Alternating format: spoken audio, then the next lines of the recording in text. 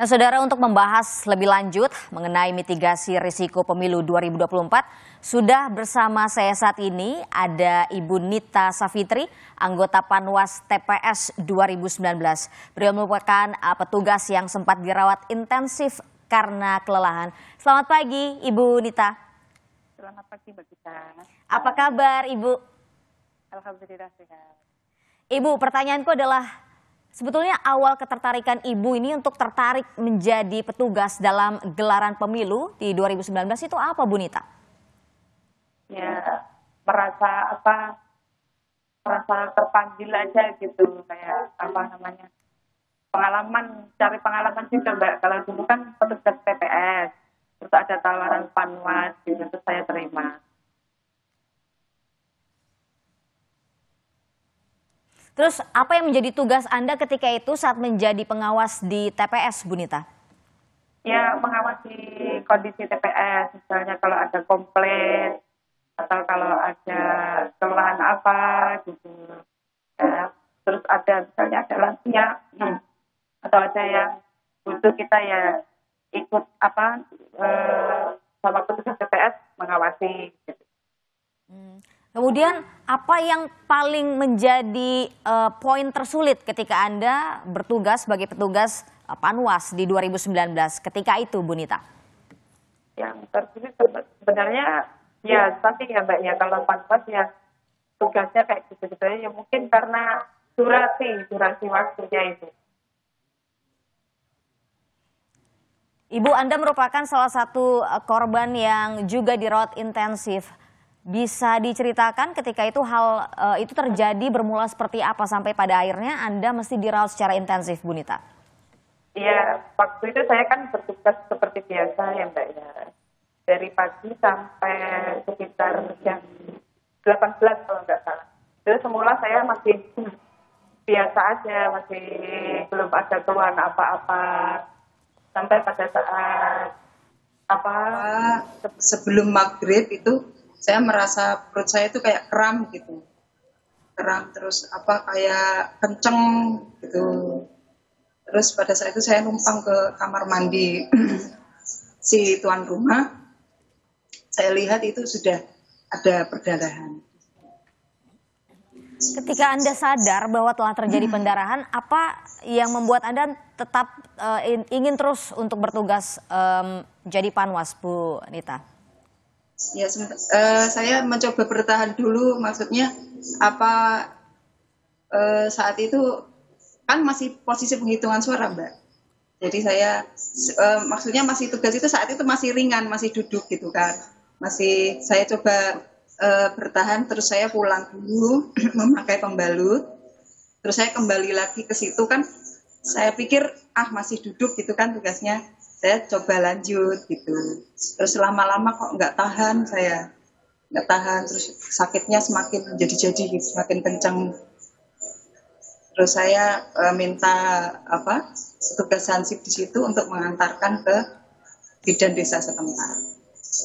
Baik, Bu Nita, kita tahan dulu sejenak, Saudara. Kita sekarang menuju visual yang Anda saksikan saat ini. Ini adalah visual di kediaman Anies Baswedan, calon presiden dari nomor urut 1.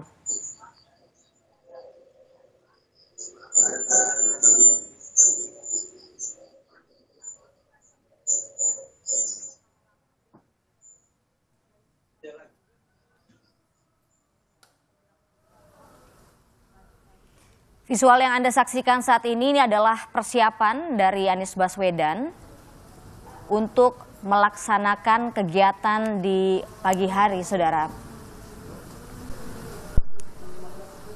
Nanti kita akan perbarui informasi terkini dari sana, tapi kita kembali dulu ke Ibu Nita Savitri.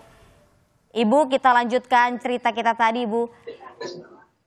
Ibu, tadi kan Anda bercerita bahwa sempat melanjutkan meski Anda sakit, sempat balik ke rumah dulu ya, begitu, untuk mengambil pembalut begitu. Terus kemudian Anda tidak tahan lagi, jadi pada saat proses penghitungan itu tidak sampai selesai, Anda sudah dibawa ke rumah sakit ketika itu ya, Bu? Belum. Pada saat itu cuma di klinik desa setempat gitu. Terus disarankan oleh bidannya coba bed rest dulu gitu. Bed rest di rumah sekitaran sehari. Baru sore itu saya Kamis sore kalau nggak salah ya. Kan Rabu itu pemilihan suara pemilu. Terus jadi Kamis sorenya saya baru juga ke rumah sakit. Kenapa pada saat itu tidak langsung saja dibawa ke rumah sakit, Ibu? Ya, saya kan dari Bidan Desa menyarankan bed rest aja dulu, barangkali masih bisa dipertahankan gitu kan. Terus kondisinya kan malam pada saat itu, Mbak. Jadi nunggu besoknya dulu. Terus baru Kamis sorenya itu udah udah terasa kenceng banget, itu udah seperti ada pembukaan gitu, kayak orang melahirkan, itu baru darurat terus dipinjamkan mobil saudara dibawa ke rumah sakit. Oke, Ibu, pada pemilu tahun ini suami Ibu ternyata juga bertugas sebagai petugas KPPS. Itu apa yang jadi pertimbangan suami Ibu untuk mendaftar sebagai petugas KPPS, Bu Nita? Pertimbangannya ya lebih kepada Ibu, kita tahan dulu jawaban Ibu. Tadi. Sekarang kita lihat visual yang terkini saat ini adalah Mahfud MD dari Sleman. Ini adalah kediaman Mahfud MD. Ia keluar dari kediaman bersama sang istri. Lampu.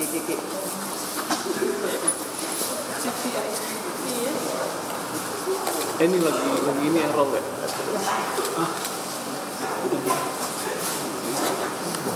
Mahfud MD saat ini sedang masuk ke tempat ibadah untuk melaksanakan salat begitu, yang lokasinya tidak jauh berada dari kediaman Mahfud MD.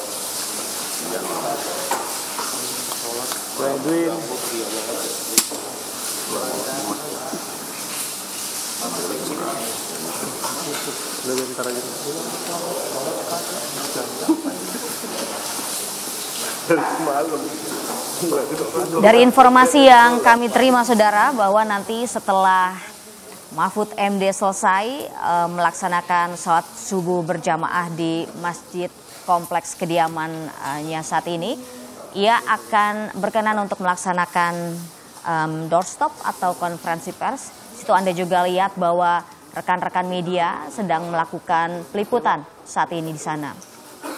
Bisa soalnya ini blocking, Bang.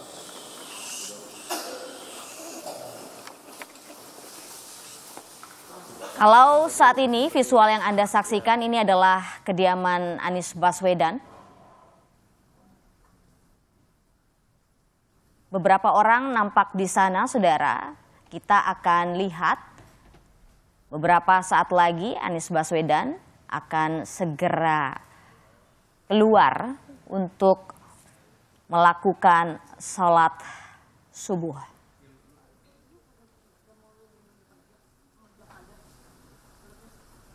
Anda kembali di Menuju Kotak Suara, masih bersama saya Gita Markesri. Kita masih terhubung dengan Ibu Nita. Ibu, masih mendengar suara saya, Bu Nita? Mbak. Ibu, tadi kita terputus. Pemilu tahun ini, suami Ibu bertugas sebagai petugas KPPS. Sebetulnya apa yang menjadi pertimbangan suami Ibu akhirnya mau mendaftar sebagai petugas KPPS, Bu Nita? Ya itu ya sukarela ya dari beliau ya. Terus pengen bertugas aja gitu. Terus saya jabarkan kan kalau bertugas itu sekarang pemilunya nggak seperti tahun lalu ya, 2019 seperti ini. Terus dia bilang sanggup, ya monggo gitu. Tapi sebelumnya kan saya udah bilang dulu, udah menyampaikan ke beliaunya. Baik, terima kasih banyak Ibu Nita telah bergabung bersama kami di Menuju Kotak Suara. Semoga suami ibu bertugas pada tahun ini bisa berjalan lancar, tidak ada kendala. Terima kasih Ibu Nita. Selamat pagi.